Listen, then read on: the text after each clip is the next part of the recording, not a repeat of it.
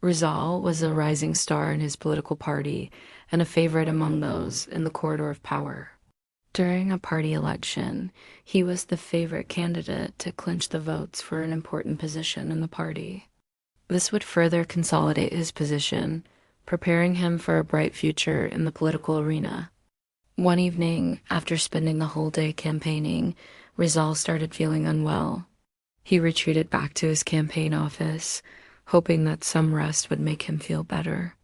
Unfortunately, things only got worse from there. He suddenly feels an intense pain in his stomach and throat. Then he started vomiting blood. The most terrifying part is there are shards of glasses in the blood. Pacamine, one of his aides, said something that sent shivers down the spine of everyone in the room. This doesn't look like an illness. This is Santau. Santau. This term is whispered in every corner of the Malay archipelago, where the monsoon winds carry secrets through the palms. Santau is not merely a curse. It is an art, a shadowy craft born from envy, vengeance, and the unseen dimensions of the spirit world. It is not just a poison of the body, but a poison of the soul. The practice of Santau stretches back centuries, interwoven with the old animistic beliefs of the Malays before the coming of Islam. In those days, healers, sorcerers, and shamans, known as Bomo or Dukan, served as both protectors and destroyers. A Bomo who mastered Santau was feared. It was said that with only a strand of hair, a piece of clothing, or a morsel of food, they could send invisible needles into the veins of their enemies. The victim would not die immediately. No, Santau is never so merciful. It begins subtly, a fever that never fades, a cough that refuses to heal, or a sense that something is always crawling under the skin. But Santau does not act alone. It must be guided by a spirit. According to old belief, every Santau must be bound to a supernatural helper, often a pelicit or a jinn, a familiar spirit fed and trained by the practitioner. The Bomo would whisper its name, feed it with offerings of blood or incense, and send it forth through the air to find its target.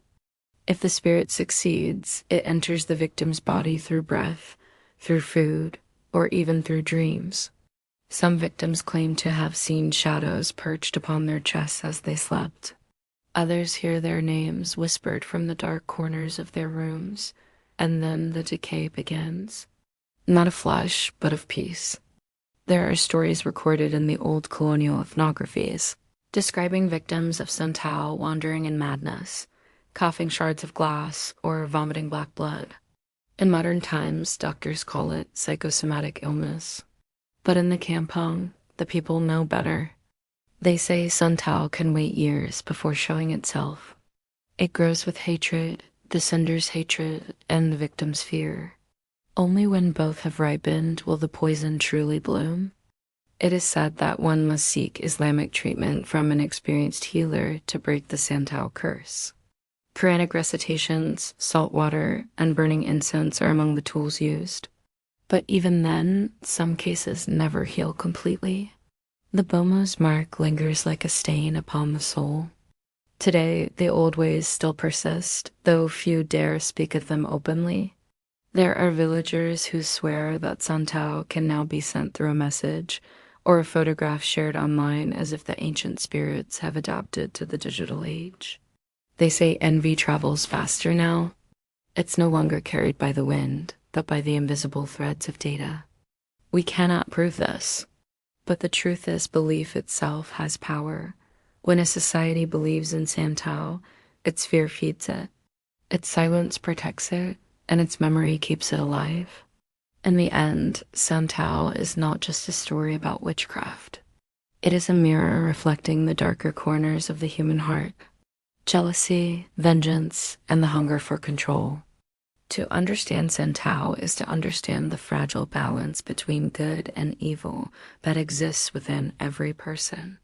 The ancients warned us, when you send darkness into the world, it always finds its way back. So perhaps the real lesson of Santau is not about fear of black magic, but about mastering the poisons that live inside us. Remember, the greatest protection against Santau is a heart that refuses to hate. Thanks for watching. Please hit the like and subscribe if you enjoyed the video.